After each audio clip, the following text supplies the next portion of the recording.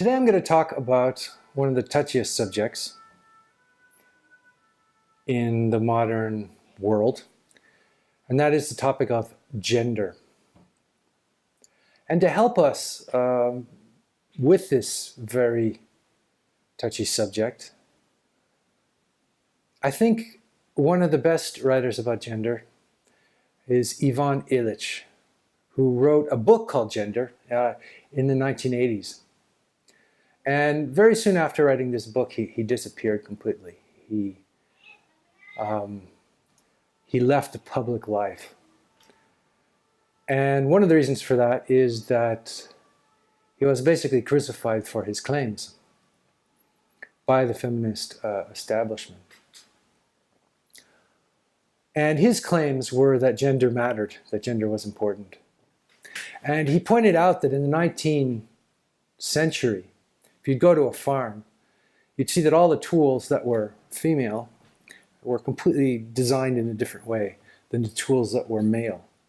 In other words, gender in the history, until the 20th century, was so extremely polarized that it would be inconceivable to think of the tasks of men and women to be, in any sense, belonging to the same sphere.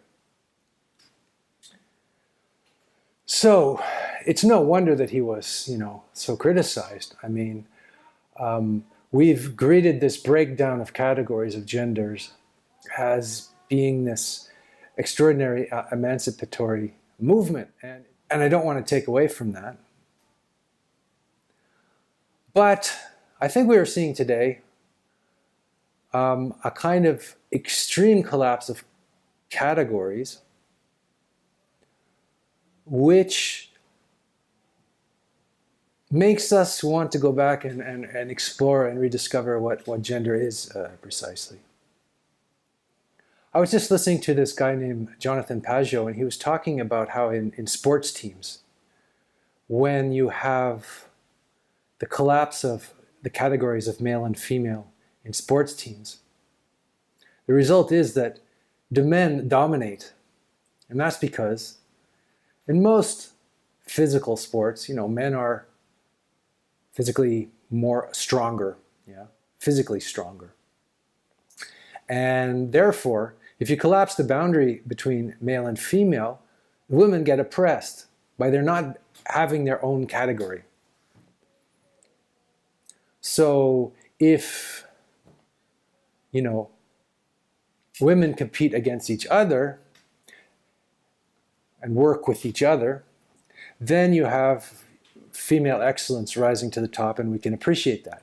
And if men, compete and work with each other, you can have male excellence rise to the top, and we can appreciate that. But in this very well-meaning desire to collapse all categories, you collapse all the categories, and the women end up being much more oppressed and by the so-called patriarchy than they were before. And I think this was even Illich's point. Illich's point is that in the industrial world, when there's this sort of non-category, this unisex category, it actually becomes a new form of oppression for women. So complementarity means that the male and female principle complement each other. They're not in this sort of eternal conflict, which we see really today. Yeah, so that's all very nice and good, you might say, but what do we do?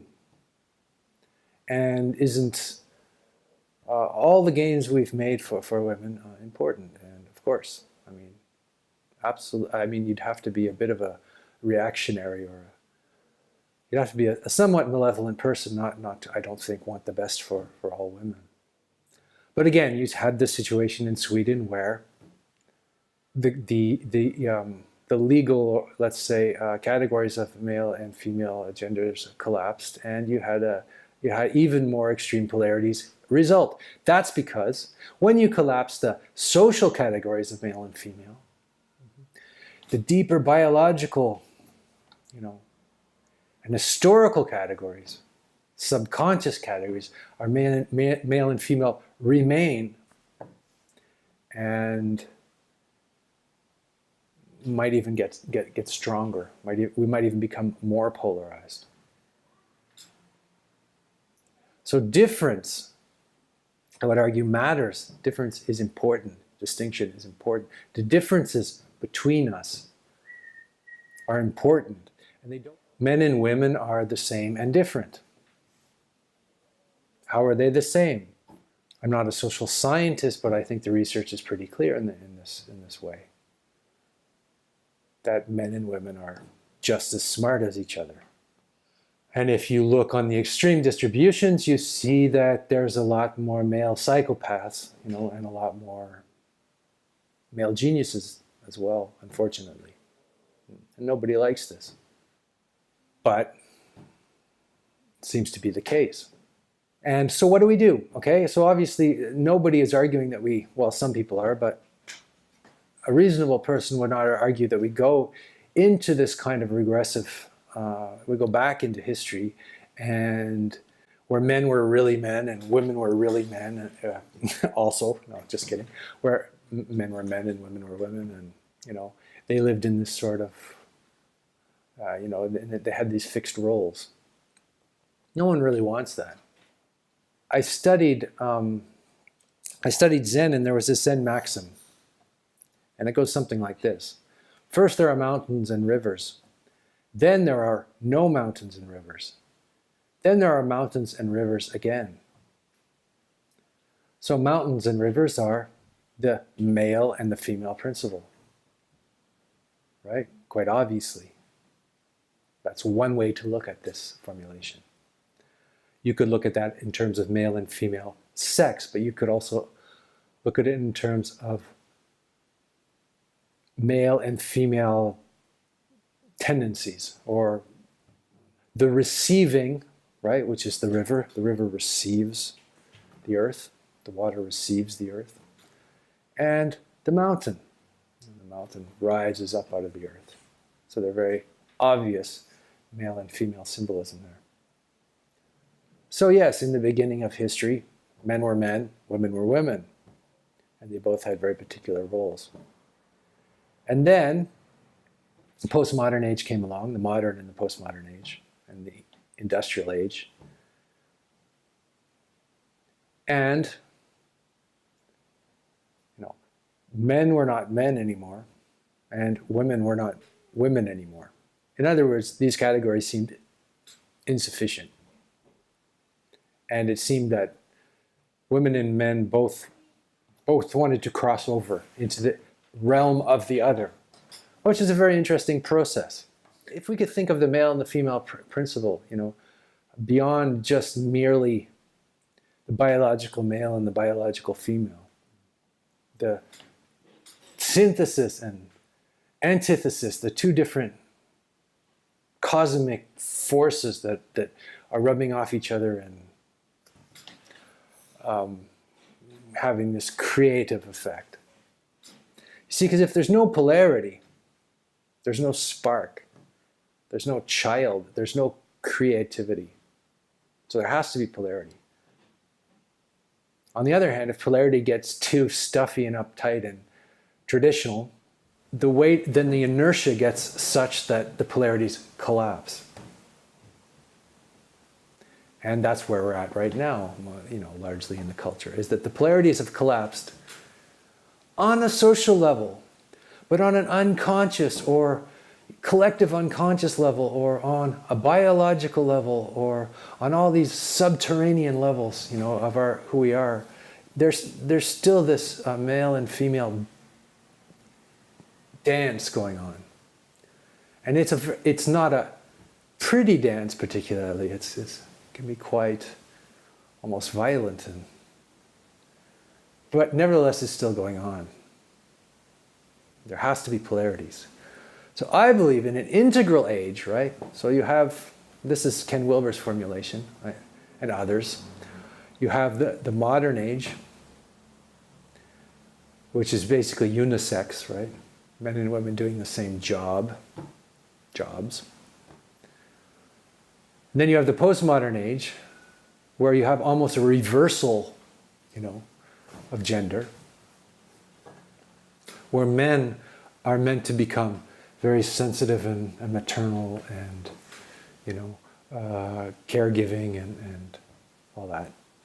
And women are meant to be aggressive and assertive and compete in the male world and often outcompete the men, and all that.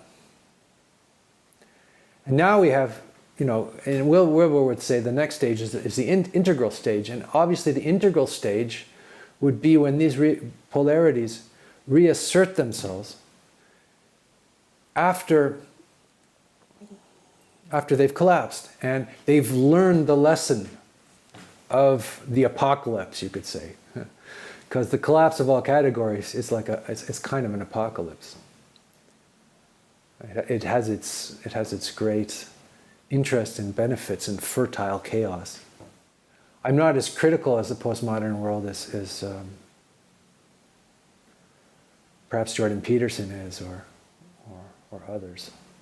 But they're absolutely correct to point out the extreme dangers of a total collapse of category, and the necessity for categories like gender to reassert themselves. In fact, they do reassert themselves. This is Jordan Peterson's example. In Sweden, there's more female nurses and male engineers than ever before. And that's as a result of the collapse of categories, because, nature is not this thing that we just want to follow, right? There also has to be a transcendental element to experience. Nature and culture are always, again, it's the symbolism of male and female. Even in non-traditional couples or gay couples, you see that there's still a polarity going on. There's still a dynamic. There's still a receiver and a giver. There's still this penetrating masculinity and this feminine receptivity. There's also a fierce feminine archetype, which tends to be feared and not really represented in the culture, except maybe in popular culture where it comes through. But we don't want to have this. I think feminists don't want to have this nice female archetype, because the female archetype can be ferocious as well. Just try to approach a pregnant tiger, and you will have a taste of the ferociousness of the female archetype. Mm-hmm. So the beauty of these archetypes is that they have two sides. They're not monological. So I wanted to talk about Ivan Illich because I think he kind of brought this term gender into the discussion and then disappeared. And then this term was taken over by the postmodernists. So gender is always about oppression, right? Okay, which it can be. But that's only one dimension of the story. Okay, the other dimension of the story, and the important dimension of the story, is complementarity. That the male and female principles, complement each other. So the mountain and the river are not two separate things. I was listening to a Jewish mystic speak, and he said that in the Jewish tradition, the Holy Spirit is considered feminine. And it says that in one of these, traditional texts like the Zohar, it says if the woman principle is not present, then then God is not present, or the Holy Spirit is not present.